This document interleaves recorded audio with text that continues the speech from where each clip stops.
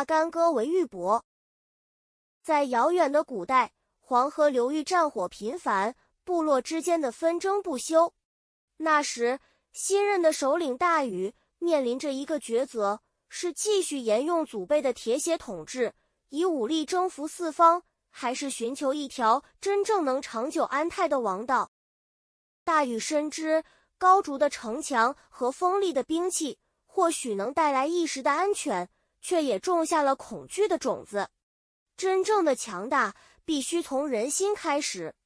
于是他做了一个震惊天下的决定，一个彻底颠覆传统的举动。他首先下令让部落的民众亲手拆毁那些用来防御敌人的高大坚固的城墙，并填平环绕部落的护城河。这些过往用来威慑和自保的象征，在大禹眼中是人心恐惧与猜忌的根源。随着最后一块墙砖落下，部落的内部彻底敞开，向所有人昭示了无惧与坦荡。接着，大禹打开了堆满珍宝的府库。他没有将这些财富据为己有，而是将所有囤积的玉器、丝帛与金银公平地分发给部落的每一个民众。这一举动让人民亲眼目睹了首领的无私。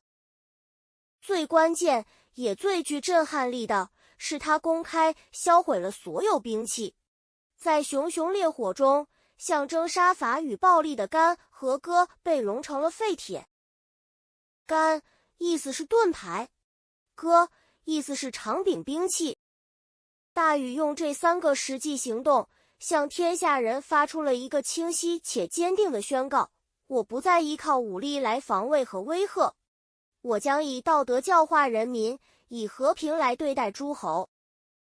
大禹的德性迅速感动了所有人，民众安居乐业，各尽其职，社会呈现出一片和睦景象。四方的诸侯们亲眼看到大禹拆除战备，散尽财物，自废武装，终于真心相信他不再会以武力相待。恐惧消失了，敬意油然而生，于是他们纷纷心悦诚服，表示愿意归顺。最终，大禹在涂山召开历史性的诸侯大会。当日前来进献的部落首领多达上万个。涂山之上，所有首领都放下兵器，手中捧的是代表诚意与友好的玉器和丝织品。原本用于战斗的干戈，彻底转变成了代表和平与信义的玉帛。这就是著名的化干戈为玉帛的典故。